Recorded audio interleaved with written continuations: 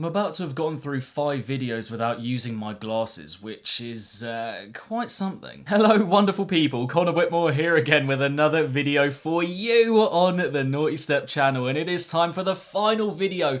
We're here, we're at the final one of Yearly Favourites Week 2022 as I give you my top 50, yes, 50 singles or originals of the year. Why do I do this to myself, honestly? A couple of rules for this video as always. No one artist can have more than one tune on this list, but you can have one if you're an individual artist and also as part of a group. So you could have a Skrillex tune, you could also have a Jack U tune to go with that as well. A completely different artist, a different act altogether. And we're talking any kind of original cut here on this list, any kind of original tune. They've all got to be at least 2 minutes long, and we're going here from 50 up to number 1 with 50 more honourable mentions coming just before that, those which I still like quite a lot but which didn't quite make the main list. There's a SoundCloud playlist of all of them in the description box down below if you want to check them out. I listened to about 25,000 originals over the course of this year, so if it is here in this video whether main list or honourable mentions, I like it quite a lot. Just to mention, we're going to be doing a listening party on the Discord tomorrow, running down the top 50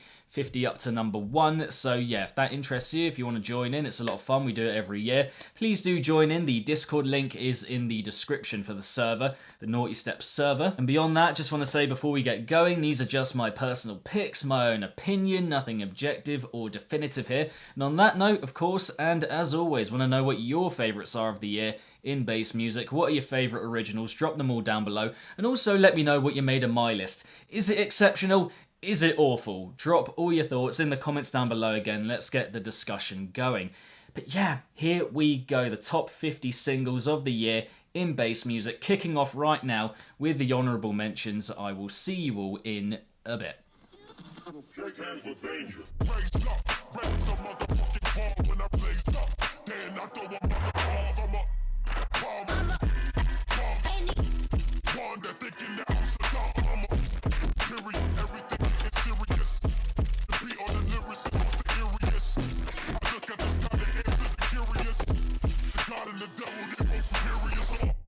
Accident, so what it's like officially.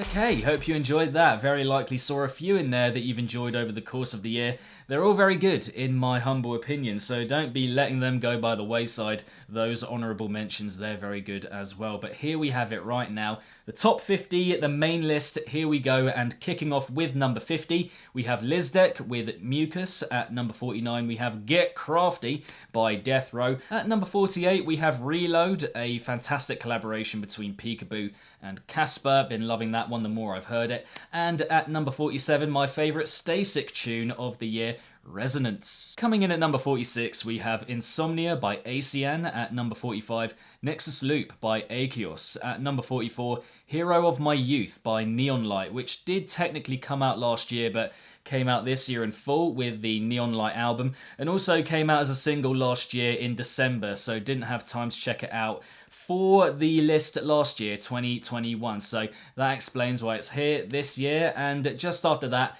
edging just before that at number 43, Crisby Criz with Mongolian Deathworm. At number 42, we have The Count by Clank. At number 41, Auditory Murder by Tiramoth. At number 40, Skanker by Hamdi, which again came out last year as a single, but which came out very late in the year again last year, and which also came out in full with the full Black Tapes 2.0 compilation from Duplock this year. So again, that's why it is in this year. And at number 39, my favourite from the debut Eptic album, To the Grave. Following that, number 36, we have Transition by Lusu, the new duo between Mike Savello and Wewek.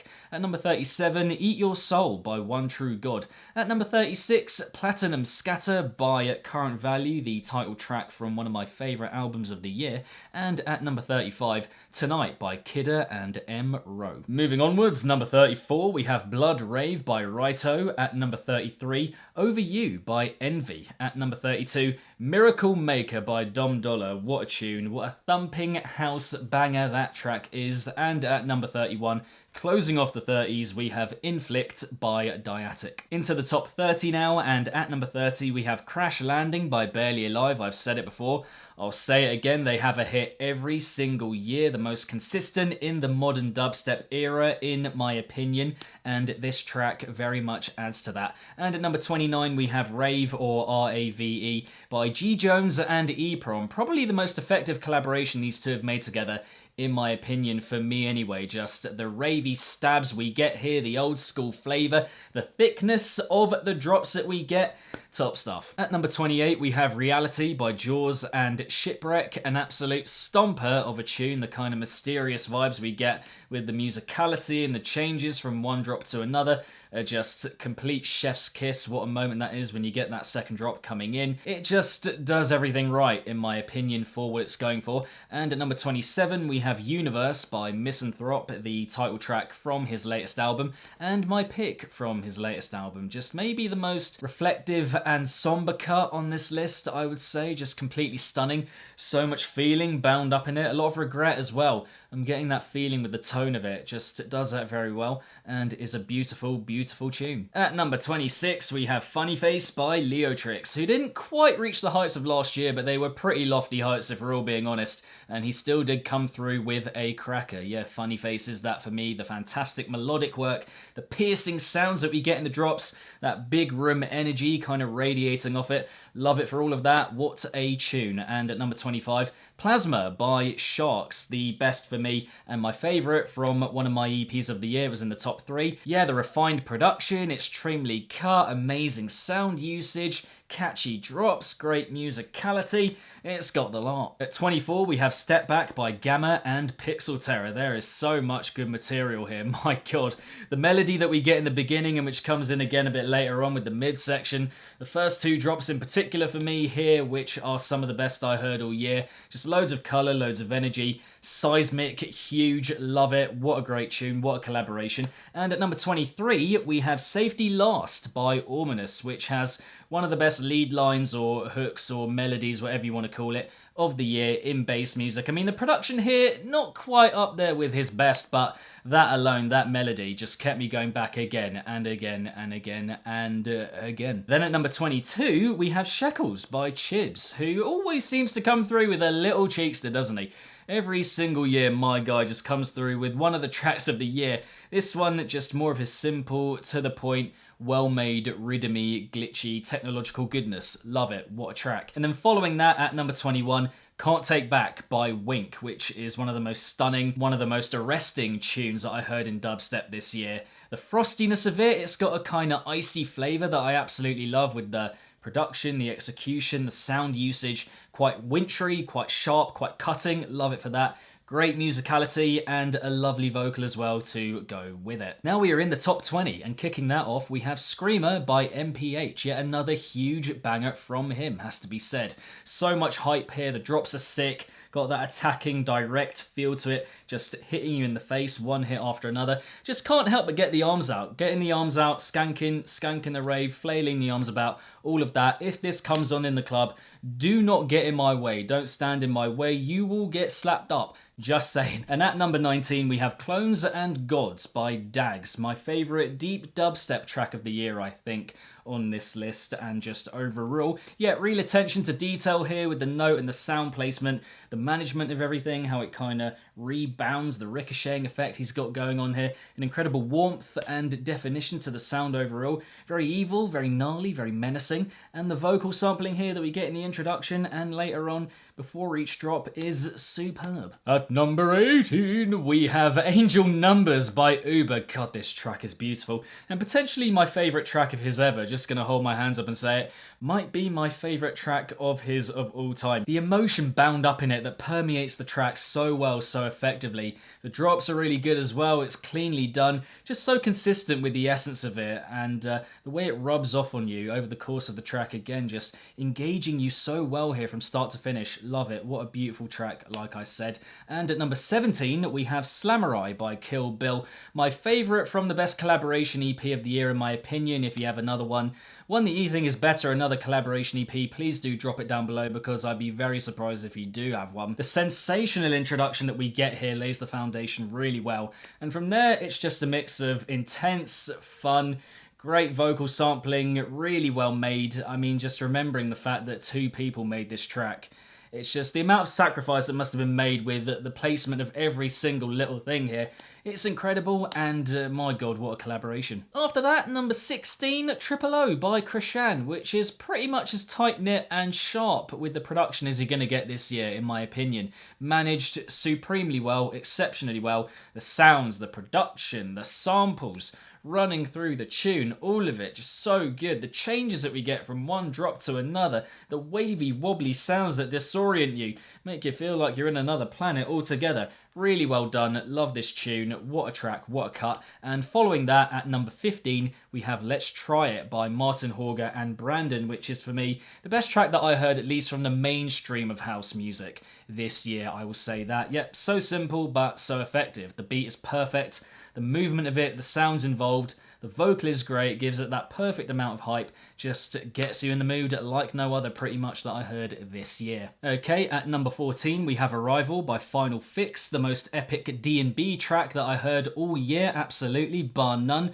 One of the best introductions that I heard all year, maybe the best actually. It's worth it for that alone, just visiting and hearing the tune. The vocal sample, the filmic quality of it, how scenic it is, just so good for that. And the drops, the heaviness that we get here, seismic, riveting, a load of grunge to go with it as well. It's frenetic, it's in your face. I just fucking love it. At number 13, we have Head Flush by Yoked, one of the most epic dubstep tracks of the year. For me, everything here that Yoked is good for, in my opinion, that scaled heaviness, gargantuan, monstrous, mammoth, whatever you want to call it, and the brilliant musicality woven in there as well to give it that flavour.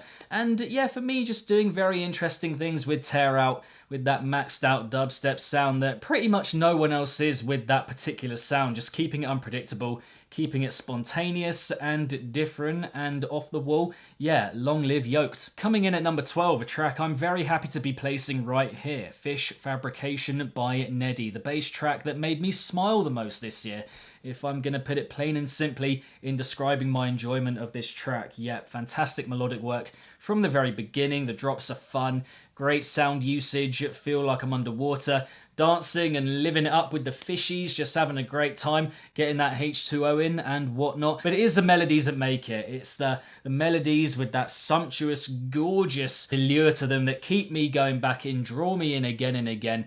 Keep it cute, keep it fun, and yeah, God, what a tune. Following on from there, at number 11, we have Censor by Chase and Status, which has one of, if not the most beautiful vocal that I heard all year in bass music, from Popcorn in the choruses that we get here, and then also from Ira in the verses, very well done there, providing that grit, that menace, that darkness that I think is backed up very well by the powerful D&B beat from Chase and Status that we get here. Yeah, the chemistry clear to hear, very apparent, very nice on the year, it's gorgeous on that front, and yeah, here it really is just Chase and Status. I mean, they're strutting their stuff, they're doing their thing, and killing it yet again. Okay, people, we are now in the top 10 for the top singles of the year in bass music. Here we go. Kicking that off, we have what is for me maybe the cleanest and niftiest and trixiest track that I heard all year in bass music. That is Every Day by G-Rex and Rava, which is also one of the cleverest tracks that I heard all year in terms of layout and transitioning. I mean, it's got it all going for it with this track on that front. The movement from one section to another. In particular for me, the slowdown, the kind of wind down that we get into the second drop from the first drop is just expertly managed. It's basically the same thing, but drawn out a little bit more, and it makes for compelling listening, I will say that. Beyond that, the vocals, the production overall, the sound usage, It all works here and doesn't really put a foot wrong. At number 9, one of the best duos, one of the best partnerships that we have ever seen and likely will ever see in modern dubstep music. They are at it again with another banger that we have right here. Zomboy and Must Die, Last One Standing. I mean, yeah, let's be frank, guys. Everything these two touch, as a pair, as a partnership, as a duo, it turns to gold. I mean, if you think otherwise, do let me know below, but I can't think of a time where they've worked together and it hasn't been fucking fantastic. This is also Zomboy's best track from the last few years, in my opinion. The bombastic, the dynamic, the explosive, exciting dubstep that we get here for the most part. Variety with the heaviness as well, also, to go with that, with the little follow-on sections that we get from the main drops, and a great vocal to boot to go with that as well. So yeah, fuck me, so much good here on this collaboration. At number 8, we have a track that is up there with the most outright emphatic and powerful of the year. The way this one just repeatedly hits you in the face again and again and again when you hear it through is, it doesn't sound like something to enjoy, but trust me, it's very enjoyable. That is Sleepers by Jawns. Yep, this is the brain-rattling Jawns sound at its very best, in my opinion. The production here, just so thick, so meaty, so huge, so gravelly. The drops, like I said, just, they hit you again and again and again. I feel like I'm in the ring with a heavyweight boxer, just smacking me up, hitting me around the face. You feel a bit out of sorts when you get through it front to back. The Rick Ross sample, I think it's Rick Ross that we get here. It's just the perfect addition as well. Gives it that extra bit of edge just before the builds come in each time. But yeah, this track, super gnarly, ravenous, raw, and it just hits so good. Edging closer now, number 7, we have an artist who reminded us all of his prowess with this cut. His electrifying style making itself known in a big way again, in my opinion. The first time I heard it, a lot of you were watching on stream, and you can just see how much it hit me in that moment. Emotion by Olivers, what a track. And yeah, I think I just realised with this tune that when in full flow, I think there are just few better. There are a few who do it better, making music, melody writing, all that kind of thing in melodic dubstep. He's up there with the very best, absolutely. The vocal we get here from Alea May, fantastic, brilliant, complements the instrumental very well. The drops got that perfect Olivers kind of bounce to them. The structure of it overall I find quite interesting as well. The relationship we get here between the different sections is, I think, a very authentic and organic one. It just feels very connected on that note and unified, like a real pureness to it that comes from the construction of the track, but also the feeling of it overall, how exuberant and vibrant it is. Yeah, his best track for me since Get High, and an absolute stunner, quite frankly. Alrighty, coming in at number 6, we have one of the cheekiest tracks in bass music, not just of this year, but of the last few years, of this decade so far, maybe even stretching back into the 2010s. Like, I can't think of many other tracks that I've heard within this scene that are this cheeky, that are this infectious off the bat. I mean, for me, it is the most infectious track that he has made, and my favourite from his debut album. It's Subtronics with Funked. The movement of this cut I just find completely irresistible, and I don't know quite how anyone can tear themselves away from it. I mean, if you told me that going into the Fractals album, I would have come out of it with my favourite being a kind of housey dubstep hybrid, when I thought it might be just an outright rhythmy cut or something a bit more experimental or wobbly. Yeah, if you told me it was going to be a house dubstep hybrid, then I probably would have laughed in your face, but he takes a risk here with this tune, and it comes off very well in my opinion. The transitioning here between sections, from house to dubstep and back again, is superb. It's insane. The production's super beefed up, meaty, thick, and the vocal sampling that goes with that as well is very well done, very nifty, the way it kind of chirps in and chimes in here and there. I just can't not move along with it, and I don't really know how you can't. I'd be interested to hear and see in the comments down below if this is also up there with your favourites from the Fractals album, because for me it stands head and shoulders above all the other ones in my opinion on that LP. It's just so good, irresistible like I said, and a great bit of experimentation from him. Very worthwhile, and what a tune. We're in the top 5, people. Here we go. And at number 5, the track that apparently I listened to the most this year, according to Spotify, and the one that I think many thought would be my number 1, giving the general feedback when I shared that, and certain comments I've seen from you guys over the last few weeks or so. But yeah, I think it is 5. I think it is right for me, for myself, placing it at number 5. It feels about right for that.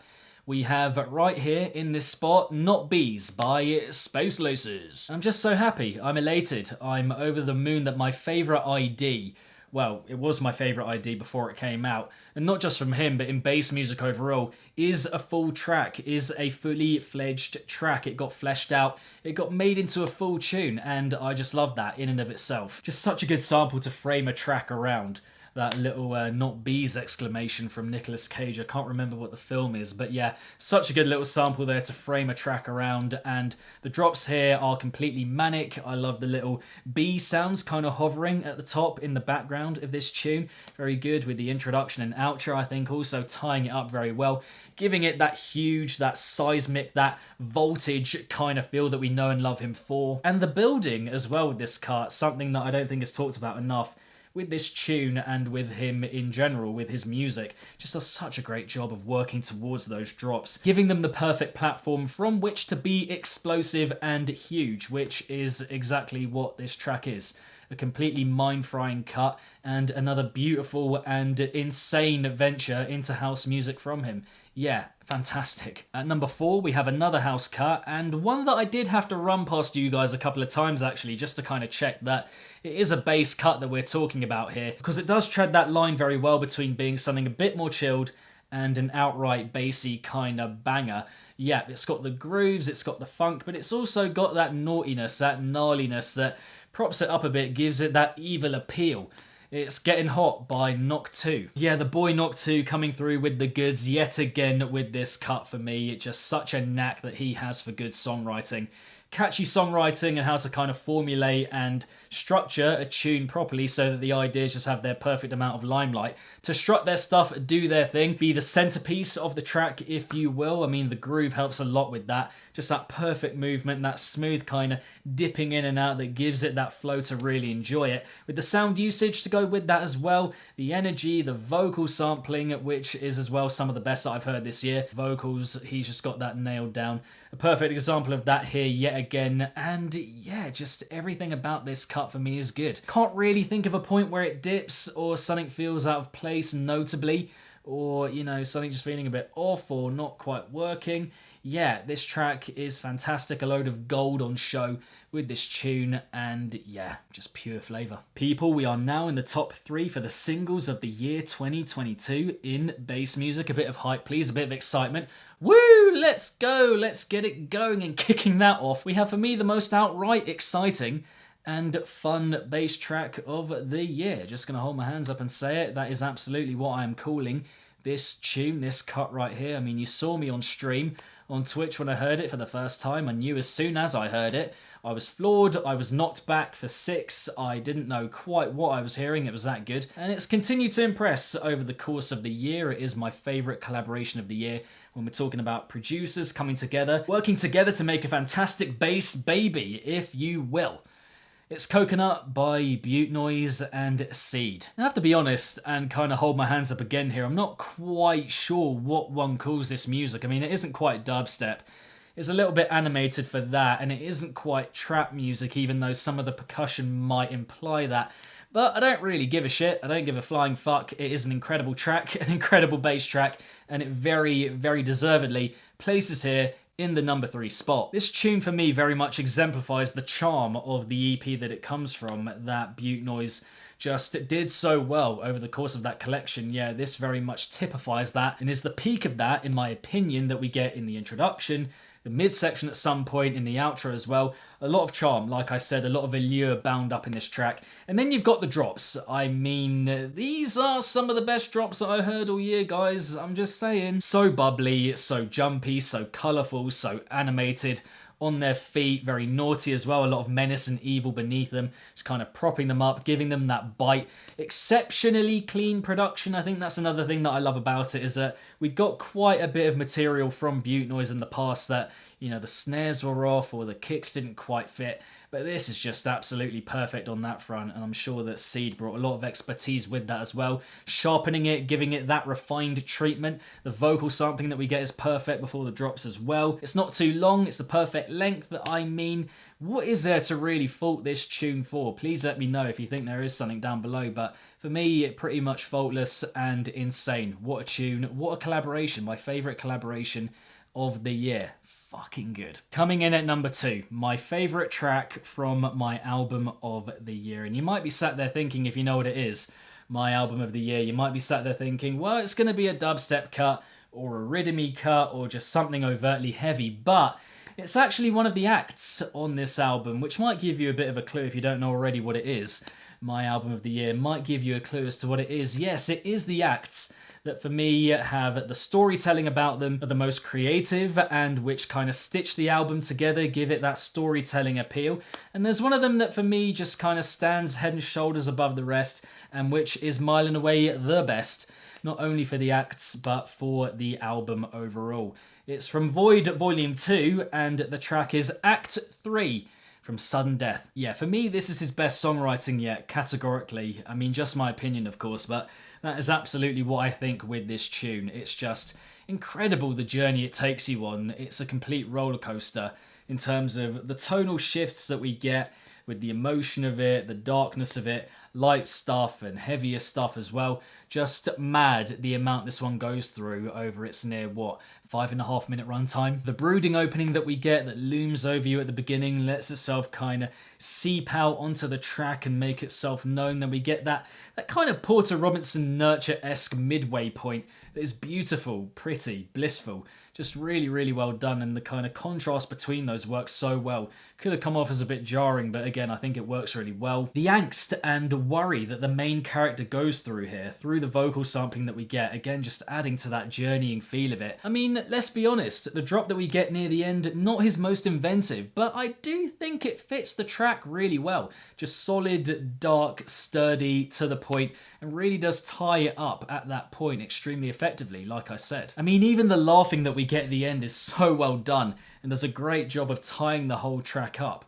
Like, I was talking earlier the other day about, in my albums list, how the album overall feels like a film.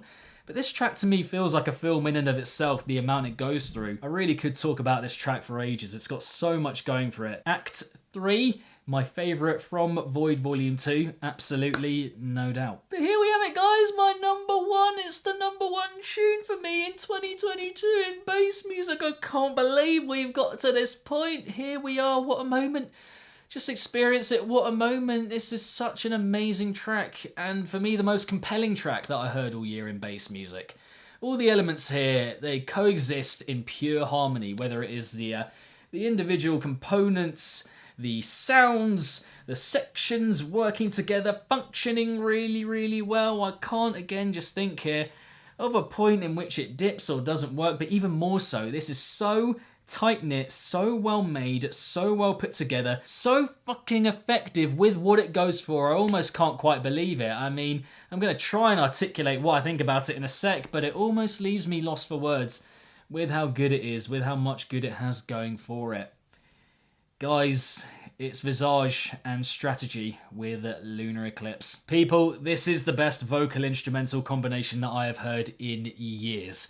And I really mean that when I say it. I mean, the only one for me that even comes close when we're talking about maybe last half decade or so would be Virus Syndicate on We Don't Play, the Disciple Mega Collab. It might be that, but even that was 2019, so at least for this decade, for me, we're definitely talking about the best vocal and instrumental combination, categorically, bar none. That dark, brooding energy with the production from Visage, matched perfectly by that exacting, punishing, direct, invasive almost vocal delivery from Strategy.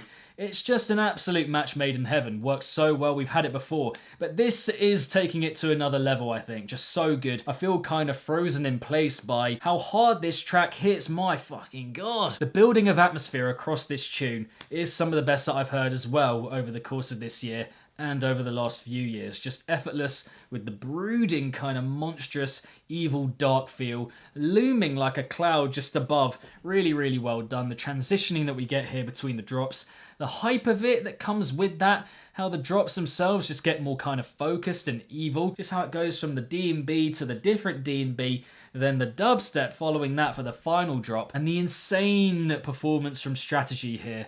Vocally, tonally, lyrically, I can't think right now of a better vocal instrumental combination, like I've said, in recent memory, and that's going back like maybe 4, 5, 6 years. The outro that we get here, winding it down as well, just perfectly managed and petering out in such a nice way. The production kind of goes without saying with Visage, but the way it's all executed and put together is just wildly good. It's just the most gripped that I've been by a tune this year, the most compelled. I love it so much, and it is my number one of the year. Visage, Strategy, Lunar Eclipse. I can't believe it! I got through making 5 videos that are 20 minutes plus each pretty much without using my glasses once. How about that? But yes, people, there we have it. My top 50 singles of the year with 50 more honourable mentions. I hope you enjoyed the video. I bloody hope you enjoyed the video and the list. I spent a fuckload of time putting it together. But anyway, regardless, thank you very much for watching. But now it's time for your input. Let me know what your favourite originals of the year are in bass music in 2022. Drop them all below in the comments section. Let's get the discussion going. And also let me know what you made of my list. Is it great? Is it shoddy? Is it crap? Anything in between? Please do let me know in the comment section down below. And I hope that you enjoyed this yearly favourites week overall, and generally this video series that we've had the last week and a half or so. Yeah, I mean, the more time I do it, the more I invest in this channel, the more kind of in-depth and extensive and comprehensive my coverage becomes. So I hope it's recognised, and again, hope you enjoyed these videos. Don't forget that the Discord listening party is happening tomorrow. The link for the Discord server is in the description box down below, and also the link for the top 50 with the honourable mentions to go with that is also linked below. But yeah, besides that listening party, for now on the channel, that's it for this year when it comes to videos. I've got one lined up for the beginning of next year that I've been working on with a producer, which is very exciting and which I look forward to showing you all. Something a bit different, which, yeah, I think you'll all enjoy quite a bit. But yeah, beyond that, I mean, a couple of changes going on from there with the channel that I will update you with. Thank you guys as usual, of course, for tuning in this year. I wasn't quite as active, of course, but it was with good reason, and again, that will all be explained in due course. But yeah, Happy New Year to all of you. Excited for 2023. Keep it naughty, and if it's naughty, then you know, and I shall see you all in the next one, hopefully the streaming party tomorrow on Discord. Peace.